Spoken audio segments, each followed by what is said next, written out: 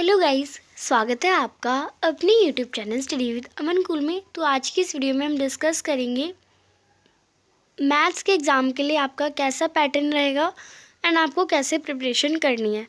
Because maths को ना सब हवा लेके जाते हैं कि मैथ्स इतनी डिफ़िकल्ट होती है। मैथ्स में सबके मैथ्स में ही करते हैं नंबर। बिकॉज मैथ्स का ना ऐसा होता है कि आपको कुछ याद नहीं करना होता है, आपको ज़्यादा से ज़्यादा मैथ्स सब्जेक्ट मांगता है, अपनी प्रैक्टिस मांगता है। मैथ्स प्रैक्टिस क्यों मांगता है? और पेपर में ना जो क्वेश्चन आपको मैं करवाऊंगी या आप कोई करेंगी कोई क्वेश्चन, तो सेम वो क्वेश्चन आने के चांस नहीं है। या तो उसमें नंबर चेंज कर दिए जाएंगे, कोई सिचुएशन चेंज कर दी जाती है, कोई नाम चेंज कर दिया जाता है। तो मैथ्स में ये नहीं कि ये जो पढ़ा है सेम वही आ जाएगा, ऐसा कुछ नहीं होता है। आपकी अंडरस्टैंडिंग कितनी है उस टॉपिक पे, कितना आप कॉन्सेप्ट क्लियर है और कितनी आपने प्रैक्टिस करी है, वो देखा जाता है। तो सबसे पहले हम मैथ्स का देखते हैं, पहले पैटर्न देखेंगे, देन मैं आपको आगे इसकी टिप्स बताऊंगी कैसे आपको प्रिपेयर करना है। तो आपको पता है जो पेपर है वो आपका 5 सेक्शन में होगा, ABCDE।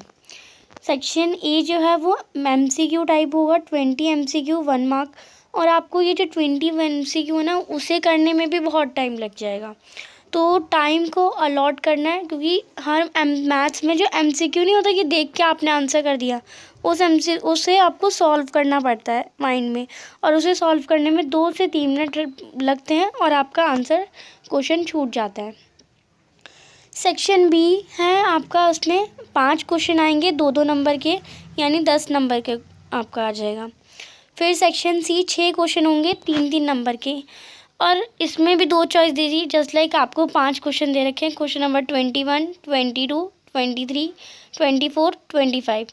तो क्वेश्चन नंबर 23 में चॉइस दे दी, क्वेश्चन नंबर 25 में चॉइस दे दी कि दोनों में से कोई एक करो, ये वाला करो या ये वाला, ये वाला करो या ये वाला। पर 5 क्वेश्चन तो करने ही होंगे, चॉइस दे दी जाएगी। हर सेक्शन बी, सी और डी दोनों में 2-2 चॉइस दे रखी है। सेक्शन सी 6 क्वेश्चन होंगे 3-3 नंबर के, ज़्यादा बड़े। सेक्शन डी में 4 क्वेश्चन होंगे 5-5 नंबर के, तो ये भी बड़े हैं, तो आपको ज़्यादा बड़े क्वेश्चंस की तैयारी करनी है। Section E 3 case based study होंगे, इसमें भी आपको सॉल्व करना होगा। तो केस को पढ़ना है, केस बेस्ड को अच्छे से पढ़ना है, देन क्वेश्चन के आंसर। और हर केस बेस्ड, पहले केस बेस्ड में 1 मार्क का एक क्वेश्चन, फिर 1 मार्क का एक क्वेश्चन, फिर 2 मार्क का एक क्वेश्चन, फिर दूसरे केस में भी 1 मार्क का एक क्वेश्चन, 1 मार्क का एक क्वेश्चन। तो ऐसे तीनों में सेम पैटर्न रहेगा। और जो 2 मार्क वाला ना, वो तीनों केस में आपका, तीनों केस बेस्ड स्टडी में तीनों जो क्वेश्चन है उनमें आपको 2 मार्क में चॉइस दी जाएगी कि ये वाला करो या ये वाला करो। अब आपका क्वेश्चन क्या आता है कि आपने पैटर्न बता दिया, पैटर्न को समझ लिया हमने, अब क्या उसके बलबूते पे तो पास होंगे नहीं आप। पैटर्न तो एक तरह से दिमाग में रखा है ना। और आपको मैं कह दूँ हमेशा कि आपको पेपर इस बार भी पीछे से ही स्टार्ट करना है। अगर मैंने आपको SST का पेपर पीछे से स्टार्ट करने बोला था, तो आपने ट्राई किया, आप मुझे कमेंट में भी बता सकते हैं कि अगर ट्राई किया है तो कैसा गया, पूरा हुआ या छूट गया पेपर, वो आप मुझे बताइएगा। तो मैथ्स को भी ना आप पीछे से ही ट्राई करिए, बिकॉज पीछे से आप ट्राई करेंगे, केस बेस्ड आपके कितने नंबर के हो जाएंगे, ये हर केस बेस्ड आपका 4-4-4 यानी 12 नंबर का आपका केस बेस्ड आएगा। 12 नंबर ये ले लिए, 5 नंबर ये ले ली, ये हमारे 20 नंबर हमने यहाँ ले लिए, और 18 नंबर यहाँ ले लिए। तो बहुत काफ़ी नंबर हमें यहीं से मिल गए, यानी 40 नंबर तो हमने सेक्शन D, E और C को करके कर लिया। बाकी आपका जो B और A सेक्शन है, इन 3 सेक्शन को कर लिया ना आपने, तो आपका 50 नंबर आपके हाथ में, ये 20 नंबर का और ये 10 नंबर का। तो अगर ये नंबर छूट भी रहे हैं, क्योंकि A सेक्शन में अगर आप लास्ट में कर लेंगे, क्योंकि बस पॉइंट्स में मतलब हर एक वर्ड में आंसर होता है। मैथ्स में तो और छोटा छोटा लिखना, मतलब पूरा सेंटेंस नहीं लिखना होता, जस्ट 1/2, 0.5 ऐसे ऐसे नंबर होते हैं और यही लिखना होता है। तो मैथ्स में अगर आप सेक्शन ए पे ज़्यादा दिमाग नहीं लगाएंगे, अगर एक बार में आंसर आ रहा है तो ठीक, नहीं आ रहा तो रहने दो। सेक्शन ए के लिए बात कर रही हूँ, सेक्शन डी के लिए नहीं बोल रही मैं ये। सेक्शन ए में अगर आंसर आ रहा है तो उस पर टिक करो, नहीं आ रहा तो स्किप कर दो क्वेश्चन। और ये सेक्शन ए को आप लास्ट में अटैम्प्ट करेंगे, और स्किप करने के बाद जो क्वेश्चन छूट रहे हैं, अगर टाइम है तो उन क्वेश्चन में से ना, मतलब किसी एक ऑप्शन सी पे, डी पे, ए पे जो रिलेवेंट लगता है कि हाँ इसका आंसर ये होना चाहिए, तो आप उस क्वेश्चन के आंसर पे टिक करके आ जाइए। जस्ट लाइक एक तुक्का भी होता है, कभी कभार कुछ क्वेश्चंस होते हैं जो कभी अटेम्प्ट नहीं होते, कुछ क्वेश्चंस होते हैं बनने के लिए बने होते हैं कि वो नहीं हो सकते, इसलिए कुछ क्वेश्चंस होते हैं। तो आपको ऐसा नहीं करना है कि सब कुछ और रोने लग जाना है कि यस मेरा इतना छूट गया। सेक्शन ई से शुरुआत करेंगे, केस बेस्ड होंगे, इजी क्वेश्चन होते हैं केस बेस्ड के, एसएसटी में देखा होगा, इंग्लिश में देखा होगा, हिंदी में देखा होगा, केस बेस्ड तो क्वेश्चन इजी होते हैं। तो यहाँ के 12 नंबर एक बार मिल गए ना पूरे, तो आगे क्वेश्चन करने में भी कॉन्फिडेंट बढ़ेगा। 4 नंबर वाले नहीं कर रहे तो पहले 3 नंबर वाले कर लीजिए। सेक्शन आपको सेक्शन वाइज ही करना है, अगर सेक्शन ई कंप्लीट करना है पूरा, फिर डी करो ना करो, तो पहले सेक्शन सी कर रहे हो तो सेक्शन सी को पूरा कंप्लीट कर दो। यानी सेक्शन वाइज भी कर रहे हो ना आप पेपर, तो उल्टा पुल्टा कर रहे हो तो पूरा एक सेक्शन एक ही बार में करो। यानी कि सेक्शन ई का एक क्वेश्चन इधर, सेक्शन ए का इधर, एक बी का इधर। अब वो उसके लिए आपकी टीचर मना करती है, इसलिए वो सीरीज़ में लिखने बोलती है। एंड मैथ्स का पेपर मैं जितना बोलूँ आपको सेक्शन ई से ही स्टार्ट करना चाहिए, बिकॉज फर्स्ट ए से आप स्टार्ट करेंगे, आपको जो स्टार्टिंग के क्वेश्चन में दिमाग ख़राब हो जाएगा एंड आप आगे के क्वेश्चन के आंसर समझना ही छोड़ देंगे, बहुत दिमाग पैनिक करके, बिकॉज टीचर भी बोल रही होती है सिर्फ 15 मिनट बचे हैं, 20 मिनट बचे हैं, 10 मिनट बचे हैं, तो उससे और पैनिक होने लगता है और आप जो आता है ना वो सब भूल के उल्टा पुल्टा लिख के आ जाते हैं और नंबर कट जाते हैं। ये सबसे बड़ा ब्लंडर है। तो जैसा कि मैंने अभी बोला, मैथ्स में कुछ भी कर ले आंसर गलत ही आता है। यानी आपने अभी प्रैक्टिस करते होंगे घर पे, अभी आप सभी प्रैक्टिस कर रहे होंगे, चैप्टर वाइज प्रैक्टिस कर रहे होंगे। पहला एक क्वेश्चन अटैम्प्ट करा, गलत आया, थोड़ा सा आंसर देख लिया, सही आ गया। फिर दूसरा क्वेश्चन करा, गलत आया आंसर, आंसर देख लिया, सही हो गया। तीसरा करा, बिना देखे इस बार करा कि आंसर, फिर क्वेश्चन करा आपने, नहीं हुआ, और बिना आंसर देखे फिर से करा तब भी नहीं हुआ, फिर से करा तब भी नहीं हुआ, और लास्ट टाइम पे हो गया आपका। तो आप कहेंगे कि आप ये सब नहीं सोचते होंगे कि पहली बार में तो गलत जा रहा, पेपर में तो मैं एक ही बार करता हूँ। तो उसके लिए क्या करना है, सबसे आपको प्रैक्टिस ज़्यादा करनी है। यानी अगर आपका ऐसे ऐसे ये जो चार्ट, ये पहली बार गलत कर रहे हैं, दूसरी बार गलत कर रहे हैं, तीसरी बार गलत कर रहे हैं, चौथी बार गलत कर रहे हैं, तो आपने उस क्वेश्चन को 4 बार गलत तरीके से, मतलब गलत तरीके उसके देख लिए। यानी आपने वो देख लिया कि ये क्वेश्चन इन तरीक़ों से तो बिल्कुल नहीं होगा, और जो लास्ट तरीका जो आपने करा उसमें सही है। मैथ्स में कभी भी आंसर नहीं देखते, कभी भी सॉल्यूशन, मतलब ये नहीं कि आपने आंसर देख लिया और उसे लाने के लिए कुछ भी कर रहे हैं। अगर आपको पता है कि हाँ आंसर 3 है, तो आप 3 लाने के लिए कुछ भी कर रहे हैं, कोई सी भी मेथड अपना रहे, तो वो उसे मैथ्स नहीं कहते। आंसर को नहीं देखना है जब तक कि आंसर आपका कन्फर्मली करेक्ट ना हो जाए। एंड जब आप प्रैक्टिस करेंगे ना, क्यों बोलते हैं मैथ्स के लिए प्रैक्टिस करेंगे आप, तो फर्स्ट जो आप क्वेश्चन एक बार करेंगे गलत है, दूसरी बार करेंगे तो सही हो जाएगा वो क्वेश्चन, ये क्वेश्चन आपको पक्का हो गया। फिर 2 दिन बाद करेंगे ना, तो आप पहली वाली मेथड से नहीं करेंगे, क्योंकि आपको याद आएगा कि यस ये तो गलत था। दूसरी वाली मेथड से ही आप करेंगे, देन आपका सही। तो आपको प्रैक्टिस करने से ही कॉन्फिडेंस होता है। आप एक दिन में मैथ्स नहीं कर पाते। हर टॉपर से आपने सुना होगा मैथ्स डेली करनी होती है। मैथ्स मैं रोज़ करता था, तो अभी तक आपने मैथ्स रोज़ करना स्टार्ट नहीं करा ना, तो अभी से 2 महीने भी हैं आपके प्री बोर्ड की। अगर प्री बोर्ड में बुरे नंबर भी आ रहे हैं तो कोई बात नहीं, बट अभी आपके पास 2 महीने हैं बोर्ड के लिए। प्री बोर्ड में बुरे आ गए कोई नहीं, बोर्ड में उखाड़ देंगे। बोर्ड तक आपको 2 महीने तक रोज़ आपको 4-4 घंटे तक मैथ्स तो ज़रूर करनी है, बिकॉज आपने स्टार्टिंग से भी नहीं करा। लास्ट के 2 मंथ्स में ही बोल रही हूँ मैं, तो 2 महीने उससे भी कम ही टाइम है। आपको 4-4 घंटे रोज़ मैथ्स करनी है। हर एक चैप्टर के इतने क्वेश्चन कर दो ना कि कोई क्वेश्चन ला के कह दे कि ये क्वेश्चन करिए भाई, तो यूँ कर दो। ये मत बोलो कि यार मुझसे तो होगा ही नहीं, ये करके दिखा दो उसे। और ये अपने अंदर गुरूर भी मत रहना कि मैंने तो बस RD शर्मा कर ली, बहुत काफ़ी है मेरे लिए। जहाँ से क्वेश्चन मिलते रहते ना, ढूंढते रहो, करते रहो। अगर आप कर चुके हैं सिलेबस को, और जो सिलेबस नहीं करें तो पहले उन्हें सिलेबस करना है। NCERT को ऐसे चार्ट लेना है, मतलब गोल बना के पी लेना है कि हर एक क्वेश्चन को NCERT का दे देना, तो यस इसको इसमें ये वाला फॉर्मूला लगेगा, और पेज नंबर 9 में क्वेश्चन नंबर 3 में ये वाला फॉर्मूला, ऐसे आपको याद होना चाहिए। इतनी अच्छे से मैथ करनी आ चाहिए आपको। तो प्रैक्टिस करना है, एंड सबसे बड़ा जो प्रॉब्लम होती है ना, आप कोई बुक में क्वेश्चन देखते हैं, ये एक्सरसाइज नंबर हमने 8.3 का एक क्वेश्चन दे लिया, फर्स्ट क्वेश्चन हमने ले लिया, आपने देखा इस क्वेश्चन को सॉल्व करा, नहीं हुआ आपसे, आपने सॉल्यूशन देख लिया, हाँ सॉल्यूशन देख लिया, समझ आ गया, फिर स्किप कर दिया उस क्वेश्चन को, छोड़ो आप दूसरा क्वेश्चन करते हैं, ये तो आगे समझ। यही सबसे बड़ी गलती है, आपने जस्ट आंसर को देख लिया, आपने उसे वापस खुद सॉल्व करके नहीं देखा कि मैंने आंसर देख लिया, एक बार खुद सॉल्व करके देखता हूँ कि मैं वही लिख पा रहा हूँ। तो आप ऊपर से नज़रों से देख लेते ना, वही आप गलती करते हैं वहाँ। तो अभी प्रैक्टिस करेंगे ना, तो ये वाली गलती बिल्कुल मत करिएगा। छोटा से भी क्वेश्चन हो ना, तो उसे सॉल्व ज़रूर करिएगा, चाहे 4×3 भी करना हो ना, तो आपको करना है, 4×3 12 होता है। नेक्स्ट, अब यही गलती मैं आपको बताने जा रही हूँ, जो आप सबसे बड़ी गलती है। घर में पढ़ रहे हैं, घर में होता है कैलकुलेटर, घर में होता है फ़ोन, आपको कोई क्वेश्चन आप सॉल्व कर रहे हैं और बहुत बड़ा क्वेश्चन है और उसे करते करते आप थक गए हैं, एंड लास्ट में आपको इतनी बड़ी डिजिट दे दी मल्टीप्लाई करने की, तो आप सोचते हैं कि टाइम बच जाएगा, मैं जल्दी से कैलकुलेटर में मल्टीप्लाई करके देख लेता हूँ, एक एक साथ साथ 2 आंसर आ गया और मैच कर लिया आप नोटबुक से, हाँ मेरा भी आंसर सही है, नेक्स्ट क्वेश्चन करता हूँ। तो ये सबसे बड़ी गलती है आपकी। पेपर में आपको कोई कैलकुलेटर नहीं देगा, पेपर में आपको खुद की बुद्धि लगानी है, तभी नंबर कटते हैं, मतलब नंबर नहीं कटते, आपके पास टाइम नहीं बचता और आप ज़्यादा क्वेश्चन नहीं कर पाते।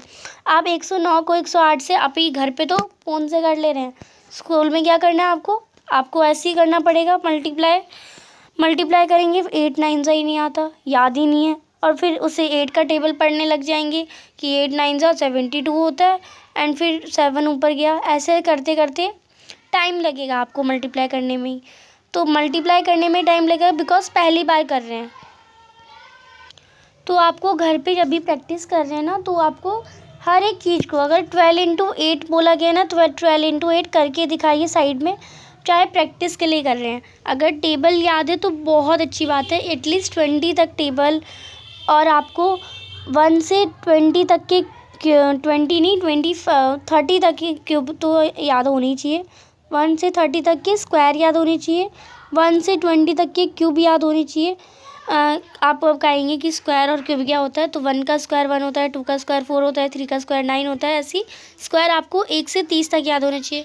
क्यूब आपको याद होनी चाहिए, 1 का क्यूब 1 होता है, 2 का क्यूब 8 होता है, 3 का क्यूब 27, 4 का क्यूब 64, ऐसे आपको क्यूब याद होनी चाहिए, स्क्वायर याद होनी चाहिए, एटलीस्ट 25 तक टेबल याद होनी चाहिए। तो ये 3 चीज़ें ना आपको बहुत ज़्यादा स्कोरिंग के लिए देती हैं, because multiplication, division, plus minus, इन सब से आपका ईजी हो जाता है। एंड ऐसा नहीं देखना कि आप यूट्यूब पे जाके सर्च मार रहे हैं कि टेबल कैसे टेबल याद करने की कोई ट्रिक, और वो बता दे कि 1+2 कर दिया तो 3, और यहाँ पे ये नंबर डाल दिया, और ये ट्रिक ना बार बार काम नहीं आती। टेबल जो आपको एक बार याद हो गए ना, तो ज़िंदगी भर याद रहेंगे, तो आपको टेबल याद रखने हैं। डिवीज़न में भी यही करना है, जैसे मैंने मल्टीप्लाई का बताया कि आप मल्टीप्लाई करके देखेंगे, अगर डिवाइड का क्वेश्चन है तो डिवाइड खुद करके देखेंगे कि यहाँ एलसीएम निकालने का है, तो ये नहीं कि 3 और 2 पूरा एलसीएम निकाल के करेंगे। प्राइम फैक्टर करने बोला है, प्राइम फैक्टर करेंगे। ऐड करने बोला है 1102.29 को और 1 इतने नंबर को, तो आपको उसे ऐड करना है, ये नहीं कि अपने फ़ोन से कर लिया। अपने ऐड करने के बाद एक बार फ़ोन से ऐड कर लें, तब चेक कर लें कि हाँ दोनों का सेम आया, तभी ये होता है स्मार्ट वर्क। आप स्मार्ट वर्क करना ही नहीं चाहते, आप क्या स्मार्टफोन यूज़ करना चाहते हैं और उसके आंसर निकालना चाहते हैं। नेक्स्ट, सब्ट्रैक्शन में भी यही होगा, आगे हम देखते हैं। एंड सबसे ज़्यादा होता है ना स्ट्रेस आप लेते हैं कि पढ़ूँ कैसे, मुझे मैथ्स तो आती ही नहीं है। तो आपको एकदम बिगनिंग से स्टार्ट करना है, इजी चैप्टर को लेना है। इजी चैप्टर की पहले समरी पूरी समझ लेनी है कि इस चैप्टर में क्या है, कौन कौन सी एक्सरसाइज आ रही है। ये नहीं कि आपको एक्स्ट्रा करने का टाइम नहीं बचा, और कौन कौन सी एक्सरसाइज आ रही है आपको देखनी है। उसका भी मतलब आप जैसे एसएसटी में 1 शॉट देखते हैं, इंग्लिश में 1 शॉट देखते हैं, हिंदी में भी चैप्टर की वीडियो देख लेते हैं, तो एक बार मैथ्स में भी एक बार चैप्टर की वीडियो देख लें। आप कहेंगे मैथ्स में कौन चैप्टर की वीडियो देखता है, तो मैथ्स में भी देखनी चाहिए। मैथ्स में आपको तरीका पता होना चाहिए कि अगर क्वेश्चन हमें बहुत डिस्क्रिप्टिव दे रखा है, तो उसका answer let Ram football is equal to, हम जस्ट लाइक स्टेटमेंट लिखते हैं ना, तो जो आपको यूट्यूब की जो वीडियोस हैं वो स्टेटमेंट लिखना भी सिखाती हैं। तो जब तक आपको स्टेटमेंट लिखना नहीं आएगी तो आप क्वेश्चन को कैसे सॉल्व करेंगे। तो स्टेटमेंट के भी नंबर लगते हैं, आपको पता है, मार्किंग होती है। अगर आपने एक स्टेटमेंट ही लिख दी थी ना तो उसका आधा नंबर मिल जाता है। तो इसलिए मैं कह रही हूँ पहले किसी भी चैप्टर को पकड़ेंगे। फर्स्ट चैप्टर ले लिया, फर्स्ट चैप्टर का वन शॉट पूरा, वन शॉट में उसकी एक्सरसाइज सारी हो जानी चाहिए एंड पूरा चैप्टर आपको समझा देना चाहिए। वो देख लिया आपने। अब उसी चैप्टर को बिना देखे आपने सारे सॉल्यूशंस भी देख लिए एक बार में। उसी चैप्टर को ले के बैठिए और सॉल्व करते जाइए स्टार्टिंग से। अपनी नोटबुक में साइड में मल्टीप्लाई डिवाइड जैसे बोला है वैसे करिए। अब ये तरीका आप समझिएगा, एक बार इम्प्लीमेंट ज़रूर करिएगा। प्री बोर्ड में नहीं, आगे बोर्ड में कर लीजिए, बट करिएगा ज़रूर। नेक्स्ट, मार्क्स डिस्ट्रीब्यूशन कैसे है आपके चैप्टर का, कि आप सोच रहे होंगे ना कि कौन पहले, अब तो टाइम ज़्यादा नहीं बचा, मैं इजी चैप्टर कर लेता हूँ, या कोई हार्ड चैप्टर है जो ज़्यादा नंबर का आता है वो वाला चैप्टर कर लेता हूँ। तो मैंने यहाँ पे मार्क्स डिस्ट्रीब्यूशन में लिखा है। चैप्टर 1 अकेला अपने आप में 6 नंबर का आ रहा है। चैप्टर 2, 3, 4 और 5 ये 4 चैप्टर मिला के आपके 20 मार्क्स के आ रहे हैं। समझ लीजिए हर चैप्टर 5-5 नंबर का है। चैप्टर 7 अकेला अपने आप में 6 नंबर का आ रहा है। नेक्स्ट, चैप्टर 6 और 10, 6 वाला है आपका ट्राइंगल और 10 circle, area related to circle कोई चैप्टर है। ये दोनों मिला के अपने 15 नंबर में आ रहे हैं, यानी एक 7 का होगा, एक 6 का होगा। तो आपको ये देखना है 7 का, एक 8 का होगा और एक 7 का होगा, सॉरी। तो आपको ये देखना है कि जो ज़्यादा नंबर के आ रहे हैं आपको वो करने हैं। चैप्टर 8 और 9 जो कि ट्रिग्नोमेट्री के दोनों चैप्टर हैं वो 12 नंबर के आ रहे हैं, यानी ट्रिग्नोमेट्री 6 नंबर की आ रही है। चैप्टर 12 और 13 10 नंबर का, ये दोनों कम नंबर के, यानी 5-5 नंबर के आ रहे हैं। चैप्टर 14 और 15 आपका 11 नंबर का आ रहा है। तो ये तो ट्रिग्नोमेट्री से ज़्यादा ट्रिग्नोमेट्री हार्ड लगती है, पर उससे ज़्यादा नंबर के तो ये आ रहे हैं, तो ट्रिग्नोमेट्री नहीं करते हम, जो ज़्यादा नंबर के आ रहे हैं हम उन्हें कर लेते हैं। नेक्स्ट, कोई भी एग्ज़ाम्पल को आपको एनसीईआरटी का, मैं अभी भी बोल रही हूँ, प्री बोर्ड के लिए भी बोल रही हूँ, हर एक एग्ज़ाम्पल ज़रूर देख के जाएँ। एग्ज़ाम्पल से ही डायरेक्ट क्वेश्चन पुट कर देते हैं। सपोर्ट मटेरियल को क्वेश्चंस आपको सॉल्व कर लेने हैं। प्रैक्टिस के लिए आप प्रैक्टिस कहाँ से करेंगे, एनसीईआरटी के बाद सपोर्ट मटेरियल की हर एक क्वेश्चन, हर चैप्टर का हर एक क्वेश्चन। एंड सपोर्ट मटेरियल में आपका आंसर गलत मतलब आपका आंसर मैच में नहीं भी आ रहा ना, तो उसके लिए टेंशन नहीं लेनी है, कुछ मिसप्रिंट भी होता है उसमें। तो सपोर्ट मटेरियल के सारे क्वेश्चन सॉल्व करने हैं, एग्जाम्पल सॉल्व करना है, एक भी एग्जाम्पल छोड़ना नहीं है। यहाँ मैंने क्रॉस निशान इसलिए लगाई कि छोड़ना नहीं है आपको, ये नहीं कि यही नहीं करनी, ये तो ज़रूर करने हैं। एनसीईआरटी की एक्सरसाइज करिए मत, आप एग्जाम्पल ज़रूर कर लीजिएगा। पर नेक्स्ट है NCERT 1 line questions.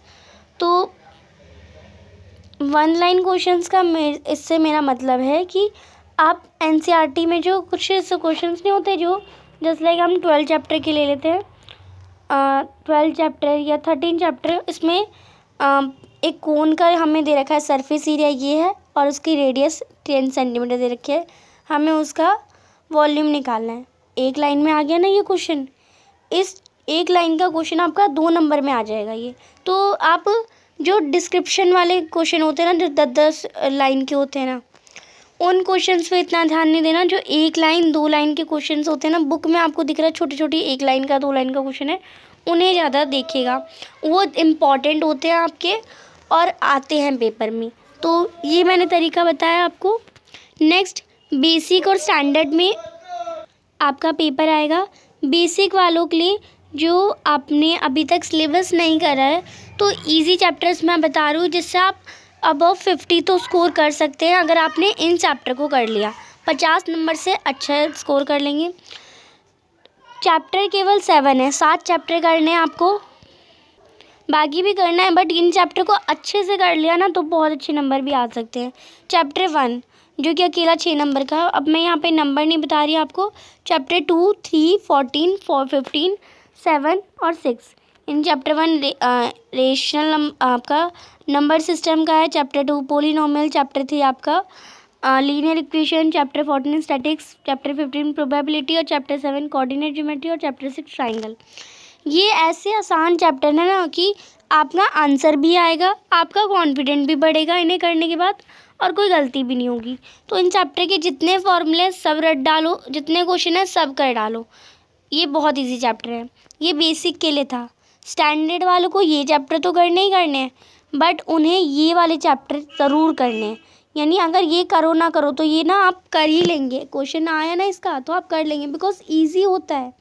But standard में आपको ये जो चैप्टर है ये मस्टली करने हैं, जो आपके लिए आगे भी हेल्प करेंगे। स्टैंडर्ड आपने क्यों ली? क्योंकि आपको पीसीएम लेना था, यानी आगे जाके मैथ्स अपॉइंट करनी है आपको, इसलिए आपने स्टैंडर्ड ली। और मैथ्स में आगे ये चैप्टर ही आपके लिए इम्पॉर्टेंट है।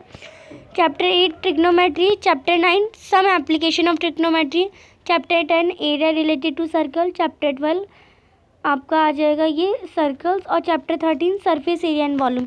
ये चैप्टर मस्टली कर लीजिए, ये आपको 50 अबव ये चैप्टर भी स्कोर करा देंगे। यानी आपको इन चैप्टर को तो ध्यान देना ही देना है, पर आपको इन चैप्टर पे ज़्यादा ध्यान देना है। नेक्स्ट सैम्पल पेपर के क्वेश्चन सॉल्व कर लीजिएगा, बिकॉज एसएसटी में भी मैंने जो सैम्पल पेपर करवाया था ज़्यादातर सेम क्वेश्चन आए थे और बहुत से रिपीटेड भी थे इसमें, मतलब सेम क्वेश्चन ही थे। तो मैथ्स का भी सैम्पल पेपर ज़रूर देख लीजिएगा। मैथ्स के हर एक फॉर्मूले को आपको बनाना है, फॉर्मूला एक शीट बना लीजिए और मैथ्स के सारे फॉर्मूले उसमें लिखिए। नेक्स्ट PYQs आपको यानी प्रीवियस ईयर क्वेश्चन पेपर आपको सॉल्व करने हैं और सॉल्व करके प्रैक्टिस करनी है। प्रीवियस ईयर क्वेश्चन पेपर मैंने SST का डाला था तो सबने देखा भी था, मैं मैथ्स का भी डाल दूँगी, बेसिक के लिए स्टैंडर्ड के लिए दोनों के लिए पेपर डाल दूँगी मैं, जिससे आप उसे भी सॉल्व करिएगा। प्रीवियस ईयर क्वेश्चंस के मैंने आपको डाल दूँगी, तो आपको एक आइडिया लग जाएगा ना कि कैसा पेपर आ सकता है, तो उन्हें ज़रूर सॉल्व करिएगा। उसके मैं सॉल्यूशन नहीं करवाऊँगी, बट आपको पेपर सेंड कर दूँगी, बिकॉज़ टेलीग्राम पे इतने बच्चे नहीं हैं कि जो जितने बच्चे आपके वीडियोस देखते हैं उतने टेलीग्राम पे नहीं हैं। एंड एक भी बच्चे का नुकसान हुआ कि वो नहीं देख पाया कुछ जो मैं भेज रही हूँ, तो मुझे बहुत बुरा लगता है, इसलिए मैं वीडियो डाल देती हूँ। नेक्स्ट कोई भी क्वेश्चन आप कर रहे हैं तो आप पहले उसे खुद सॉल्व करिए, देन आप फुल सॉल्यूशन उसका देखिए। थ्योरम 2 या 3 ही थ्योरम आ रही है आपकी, उन तीनों थ्योरम को अच्छे से रट लो, समझ लो कि, और अगर लिखने आ गई ना तो आप लिख सकते हो, ऐसा कर लो। और अभी मतलब आप सोच रहे होंगे कि मैं कल से स्टार्ट करूँगा, आप एक बार स्टार्ट करो, आपको कोई भी फ़र्क नहीं पड़ना है। मतलब आप मैथ्स ना इतना इंटरेस्टिंग सब्जेक्ट है ना कि आप मैथ्स करते जाते हैं ना और आंसर आता जाता है, तो उससे बड़ी खुशी नहीं होती कहीं, मैथ्स के जब आंसर आपके आते रहते हैं। और ये सब आप मुझे कमेंट सेक्शन में बताइएगा कि आपके मैथ्स में जब आंसर आते हैं, आप जो करते हैं सॉल्व और सेम आंसर आता है तो कितनी खुशी मिलती है। तो जब आपका आंसर आते रहेंगे, आप जो सॉल्व कर रहे हैं वो आता रहेगा, तो एकदम आपको फिर कोई डिस्ट्रैक्शन नहीं होगी, आपको लगेगा अब नेक्स्ट क्वेश्चन करता हूँ, ये भी आ जाएगा, सारे करने का मन करेगा और किसी से भी फिर फ़र्क नहीं पड़ेगा कि कौन कुछ कह रहा है, कौन इंस्टाग्राम में कौन सी स्टोरी डाल रहा है, कौन से पोस्ट डाल रहा है, उस सब से आपको कोई फ़र्क नहीं पड़ेगा अगर आपने मैथ्स से एक बार दोस्ती कर ली तो। अब मुझे सबसे बड़ा क्वेश्चन यही था ट्रिग्नोमेट्री चैप्टर का, मतलब सबका यही था कि ट्रिग्नोमेट्री, हर एक बच्चे को ट्रिग्नोमेट्री जो है टफ़ लगती है, मुझे भी लगती थी, आपको भी लगती है, एंड मुझे अभी भी लगती है ट्रिग्नोमेट्री टफ।